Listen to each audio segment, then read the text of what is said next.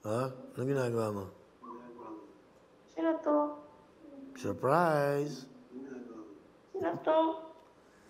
Surprise! Ay, Kuya Will? Surprise! Kuya Will? Surprise! La, si Kuya Will tumawag. Oh, Si Kuya Will. okay. Kuya Will. Ala, di nga. Sino? Kuya Will. Okay. Kuya Will. Pakinaam mo yung TV. Medyo... Ala, si Kuya Will.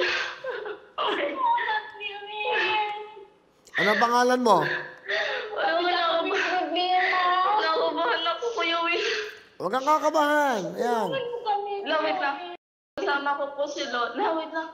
Minute ko po yung yung... Volume, yung volume. Oo. Sino kasama mo dyan? Si Lola ko po. Wait lang. Ano pangalan mo?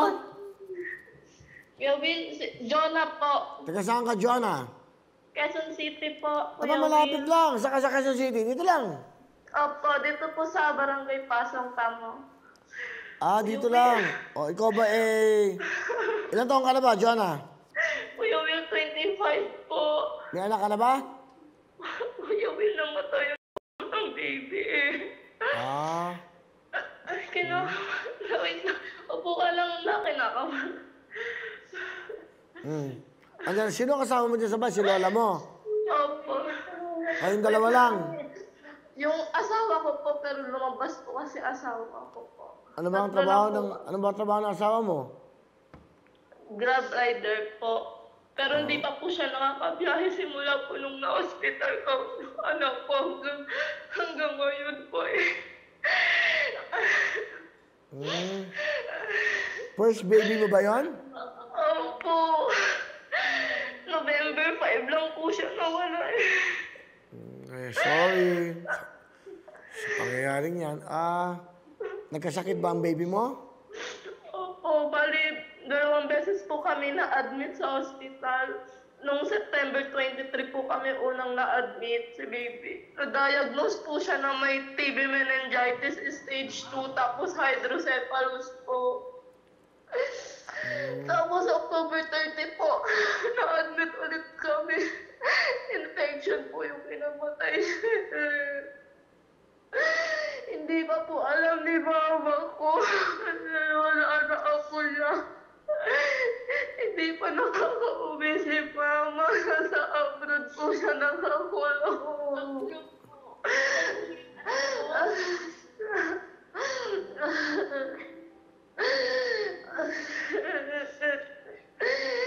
Kaya sabay-sabay po yung problema kasi si mama ko nakulong po siya August 20. Tapos nagkasakit anak ko September lang po. Hanggang hindi pa nakaka-uwi si mama. Nakakulong pa rin po doon. Hindi po niya alam na na-hospital kami. Hanggang sa wala na anak ko. Hindi niya po alam. Jonah, yung ba yung una mong anak? Opo. Una, tsaka isa lang po. First baby ko pa lang po. 18 months pa lang po siya. Sa kalahating taon po.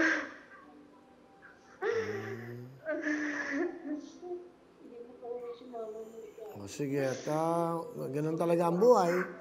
Lalakasan mo ang loob mo. Baka hindi pa panahon para magka-baby ka. Kasi alam mo, siguro, ganun talaga. Baka mas mahirapan pa yung bata, di ba? Huwag kang kahinaan ng loob. Ganun talaga. Ay, baby ko, lumaban po siya. Tapos wala na po.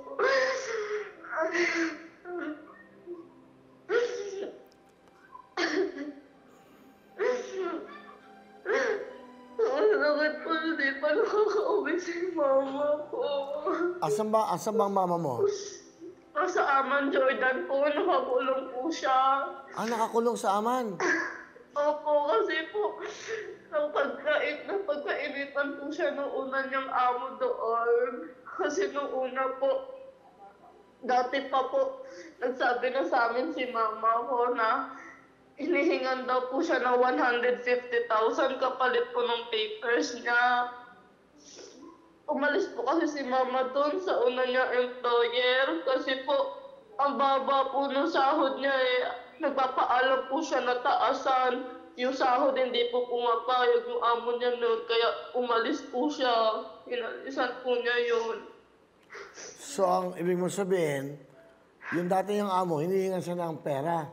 Opo, kapalit po ng papers niya. Bali, kasalukuyan po siya ng TNT po doon. Kasi umalis po siya doon. Ay, okay. Gusto po ni mama maayos yung papers niya. Kaso, hindi po siya ma-release kasi nga, andun sa dating employer niya yung papers niya. Parang contract po, gano'n. Hanggang sa nung nagtatrabaho po si mama dito sa kasalukuyan niyang amo, na-trace daw po sa passport niya na may kaso daw po siya. Tapos nalaman namin ang ikinaso po sa kanya theft. Pero ngayon nakakulong siya sa kulungan doon. Ano po, yung malaking kulungan daw po yun eh, sa Juwaida Pero, Administrative. For deportation na po siya. Nagkakausap ba kayo ng nanay mo? Ngayon po, meron po siyang schedule doon na pwedeng tumawag every Wednesday po, tapos 5 minutes lang po. Kada po tawag ni mama ko na kamusta ko, may pambili na po siyang ticket. Kasi gusto na po niya umuwi. Kasi natakot na po siya doon sa loob kasi may mga nagsusunog na daw po doon. Wala yung papakamatay na. Lumapit naman po kami sa OWA.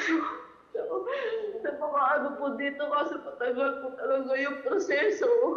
Tapos, yung mama ko po, nalaman namin, wala daw po pala siyang record sa POEA doon sa system nila. Hindi daw po siya OFW, ganun po. Siguro pinakamaganda yan, talaga sa OWA. Sa OWA kayo kasi yun ang nakakaalam ng pagtulong eh. Opo, kasi po, papalo up po kami sa OWA, wala pa rin po. Pagtsagaan nyo, siguro, dahil alam mo sitwasyon natin. Bukas, Wednesday, mag-uusap ka ng nanay mo. Di ba? Opo. Kung may pambili lang po talagang ticket, si mama, makaka-uwi na siya. Hindi, temo na. Ticket lang ba ang kailangan ng nanay mo? Kala ko, pinagbabayad Ano siya na po siya? Case closed na po, naayos na po siguro kasi may tumutulong po sa kanya doon mga kababayan niya na parang may tumulong daw po na nag-ano po ng kaso niya yung mga attorney daw po. Okay. So ganito, mag-uusap kayo ng nanay mo bukas, di ba? Opo. O tanongin mo sa kanya kung pwede na siya umuwi, kung bibili siya ng ticket. Opo, yun po yung sasabi ni mama ko po. Ticket na lang po. Kasi may case close na po siya doon. Tapos may order na daw po na pwede na siyang pauwiin. Ticket na lang po talaga. Kaya ang nilalakad namin daw po, ilapit daw namin sa OWA o kaya sa DFA yung makakuha lang ng pang-ticket ni mama. Kaso tagal nga po. Antay din po kami. Ganito. Jonah, libuon ka, di ba? Tiga dito kasi. Okay, ang nanay mo nakakulong ngayon. Tama? Opo. Kung sabi mo siya bukas, ganito gawin natin. Tanungin mo siya, pag binili pa siya ng ticket, makakauwi na siya. Opo. Kasi iwanan ko tong number na to sa staff ko. Magko-coordinate kayo ni Ian, ha? Si Ian. Okay. Thank you po. Once na mga pinayagan na siya, sige, bibili siya ng programa ng ticket para makauwi ang nanay mo. Ha? Opo, Will. Okay? Thank you po. Opo. Sige, so bukas, i-coordinate mo. So ano oras kayo mag-usap ng nanay mo?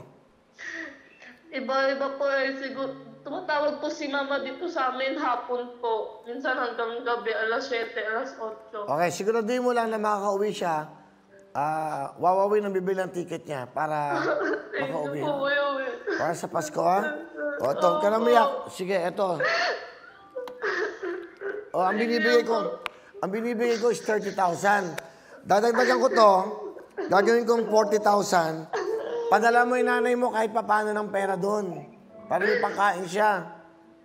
Opo, Kuya Will. Kung may pera lang po kami, bibili na po namin kay mama yun eh. Hindi nga, ganito, makinig ka sa akin. Padala mo siya doon kahit pambili ng pagkain, pambili ng damit niya, o kumot niya doon, o unan. Makiusap siya sa mga kababayan natin kung OFW doon.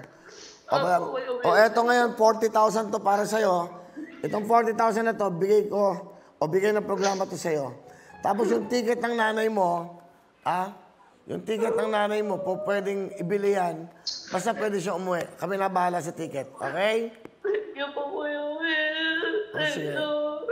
Nakakatulungan tayo ni Kuya Will pang ticket. Will, salamat. Ako ang mama ng Gina. Opo, Nandiyan po Lola. ako sa What's on My Mind. Nag-create ako ng story. Nandiyan po ako. Magkikita mo ako sa Facebook. Will, matagal na kitang nung wala pa si Iya. Ako pa ang naglaro pa ako sa iyo. Will. Sige po, okay Pagkakama mag-alala. mo ako, Will. Noong paano si Iya pa kasama mo.